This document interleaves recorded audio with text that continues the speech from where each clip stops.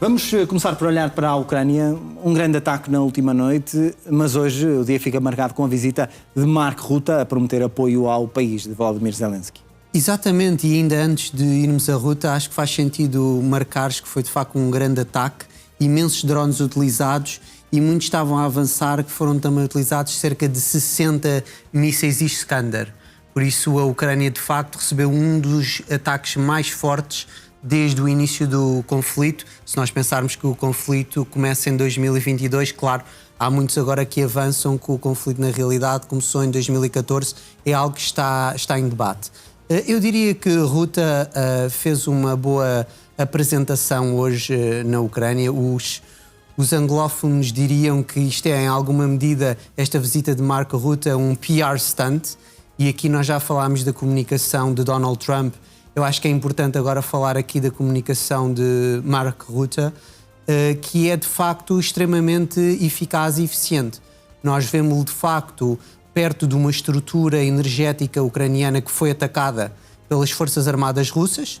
Ele de facto diz que os ucranianos estão a resistir já há vários anos e que a NATO tem estado ao lado deles desde o primeiro dia. E, em alguma medida, ele passa também, porque ele é uma pessoa extremamente mediática, aquilo que está a ocorrer no território ucraniano. Como nós sabemos, temos vários graus abaixo de zero e está a ser um inverno extremamente rigoroso e extremamente difícil para os habitantes. Em alguma medida, depois aqui também, há limites daquilo que o secretário-geral da NATO e da NATO podem fazer. Nós, muitas vezes, vemos muitos aclamar uma espécie de fechamento dos céus da Ucrânia, não é? Que a NATO poderia realizar.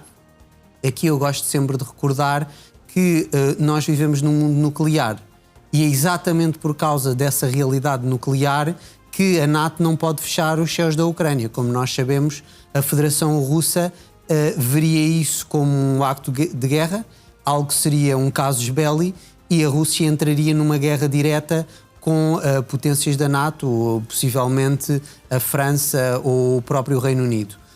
Rutte, estamos a vê-lo aqui nas imagens, ele gesticulou ali com as mãos bastante bem, é algo que por vezes ele não faz e de facto desta feita na Ucrânia fê-lo, e em alguma medida nós temos aqui a NATO numa posição também delicada. Nós sabemos que na realidade depois não é a elite ucraniana nem Mark Rutte que vai voltar para a sua vida, não é num lugar que está em paz, que vão continuar a sofrer esta realidade, vão ser os habitantes da Ucrânia, no caso da capital Kiev, os habitantes que ainda aí residem, e de facto nós temos uma situação bastante espinhosa, porque em alguma medida nós sabemos que a partir do momento em que Jared Kushner se juntou às conversações, ou seja, conversações que estavam a ocorrer em alguma medida primeiro só entre os russos e os norte-americanos, nós tivemos um terceiro elemento que vem em alguma medida colocar mais questões na mesa que o Steve Witkoff não estava a colocar, e nós temos que ter isso em mente. A NATO também, ao mesmo tempo, nós não podemos pensar que a NATO é uma coisa que não é. Gosto sempre de recordar que a NATO é uma organização internacional, foi constituída por Estados soberanos que celebraram um tratado depois do final da Segunda Guerra Mundial, também num contexto de Guerra Fria que estava a começar, e em alguma medida a NATO opera independentemente dos Estados que a compõem, mas não sempre e nem poderia fazê-lo. Ou seja, a NATO, como nós sabemos, está muito ancorada também no poderio norte-americano, e por isso mesmo nós não podemos nunca esquecer esta realidade, que é uma realidade crua, e nós sabemos que se nesta comunicação em Kiev, eu creio que no geral Mark Rutte esteve bem, ou seja, foi uma comunicação límpida e apoiante, ou seja, no caso da Ucrânia, nós temos que também pensar que ele já falou com Donald Trump, de facto, a tentar acalmá-lo, não aqui na frente oriental, mas sim na frente ocidental.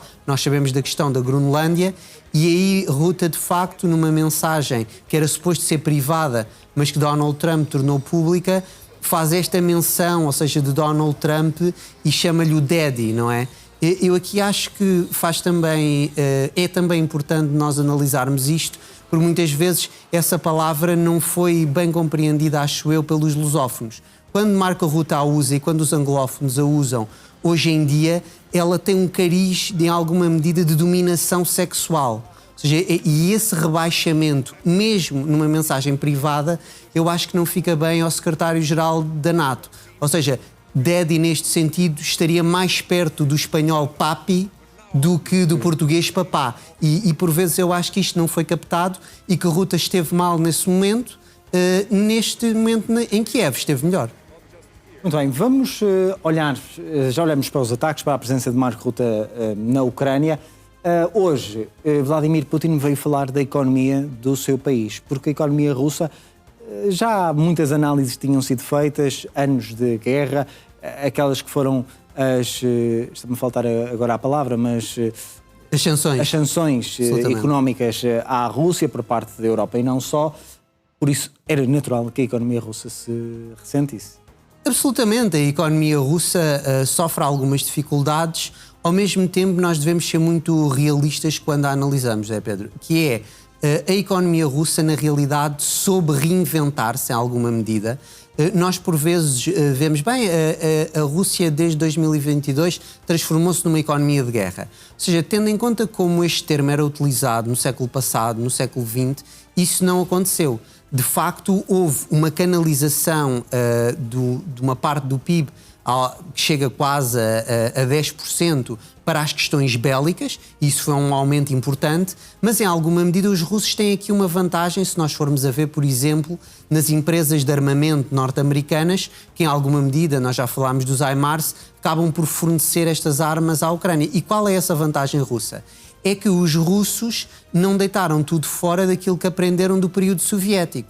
E eles aprenderam no período soviético que existem elementos estratégicos, e as armas e a questão bélica são esses elementos estratégicos que não podem estar à espera das flutuações do mercado. Como nós sabemos, nos Estados Unidos da América existe uma maior focalização nas empresas privadas e no empreendedorismo, mas o que é que isto significa depois na prática? Bem, isto significa que as pessoas abrem estas empresas, estou a pensar numa entre várias, da Lockheed Martin, também para faturar e para fazer faturações faraónicas. Isto depois cria um problema que é, essas armas de facto são muito caras.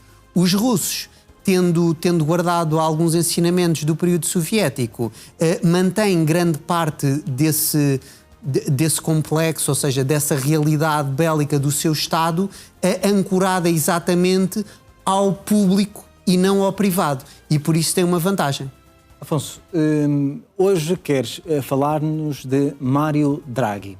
Mário Draghi, que fala num artigo sobre os alicerces da nova Europa. Que alicerces? Exatamente, Mário Draghi, que foi o patrão do Banco Central Europeu, como nós bem sabemos, muitos lhe chamam na Europa o Super Mário, aqui pelo papel fundamental que ele realizou, e de facto ele falou na Bélgica, em Lovaina, muito recentemente, e mais uma vez, isto não surpreenderá os europeístas, mas Draghi tem sido uma espécie de referência destes europeístas que cada vez mais fala desta questão.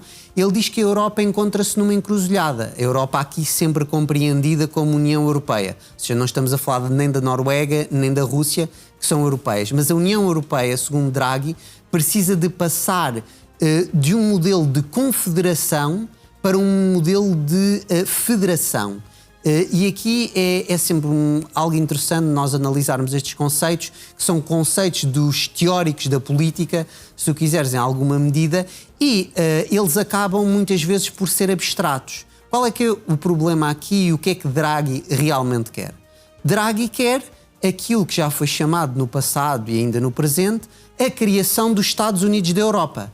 Ele, na realidade, quando fala de um federalismo pragmático, ele de certeza que não está a pensar em ultrapassarmos o modelo estatal, porque em alguma medida para o direito internacional positivo existente, aquilo que determina o sistema são Estados soberanos. Então, aquilo que Draghi está a dizer é que a União Europeia dever-se-ia transformar num Estado soberano.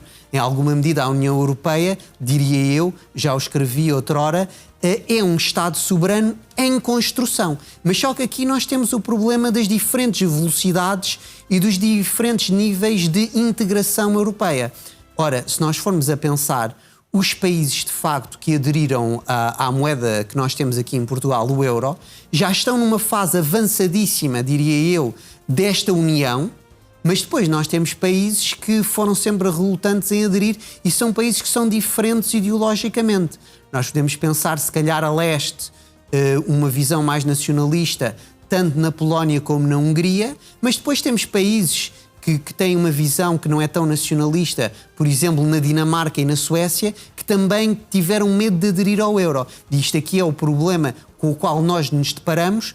Em Lovaina, mais uma vez, Draghi exortou à criação deste Estado Federal, que encontra muitos problemas. Um dos enormes problemas é o Tribunal Constitucional alemão, que continua a dizer que os Estados são senhores dos tratados. E por isso mesmo estamos aqui num bloqueio.